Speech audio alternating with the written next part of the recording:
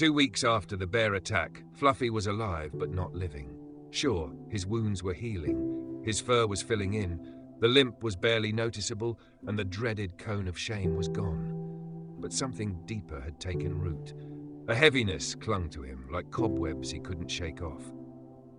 The world outside Vandalf the Grey carried on as usual. Birch trees swayed gently in the Finnish breeze, birds flitted through the sky, and Emma busied herself with mundane tasks like fixing hinges and organizing supplies. But inside the van, Fluffy felt hollow. He spent hours staring at the same patch of wall, his once sharp green eyes dull with apathy. I faced down a bear, he thought, and now I can't even muster the energy to swat a fly. Some hero I turned out to be. Emma tried everything to lift his spirits. She brought him fresh fish, new toys, even a plush bed that looked like a tiny throne. Fluffy barely glanced at any of it. He couldn't explain it. His mind was trapped in an endless loop of memories. The roar of the bear, the flash of its claws, the raw terror in Emma's eyes. It played over and over, like a broken record.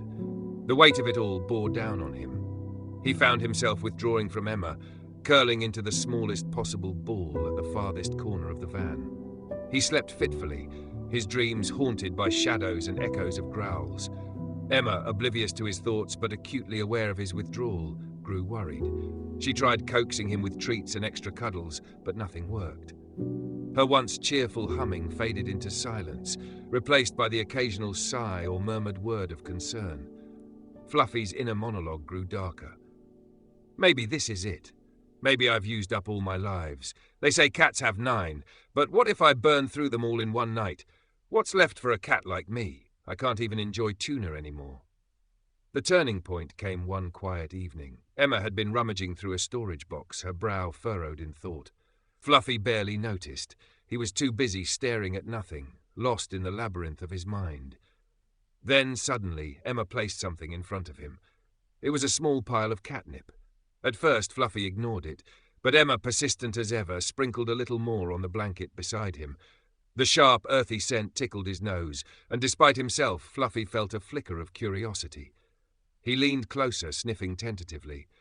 What happened next was nothing short of miraculous. The first inhale hit him like a warm breeze on a cold day. The second felt like sunlight breaking through storm clouds.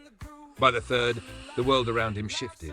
The heaviness lifted, replaced by a sudden, overwhelming sense of lightness. Fluffy rolled onto his back, paws batting at the air as a surge of euphoria coursed through him. The memories of the bear attack faded into the background, their edges blurring like a bad dream dissipating in the morning light. For the first time in weeks, he felt free. It's like Ayutthaya, he thought, rising from the ashes of its ruins. Or maybe I'm mixing metaphors. Who cares? This stuff is amazing. Emma watched with a mix of relief and amusement as Fluffy tore through the van like a kitten, chasing invisible mice and leaping onto the furniture with newfound energy. She didn't know what had triggered his transformation, but she was just happy to see him acting like himself again. For Fluffy, the experience was nothing short of transformative. As the effects of the catnip gradually faded, he felt an unfamiliar sense of clarity. The shadows in his mind had receded, replaced by a quiet, steady resolve. Maybe I'm not done yet, he mused, curling up on his blanket.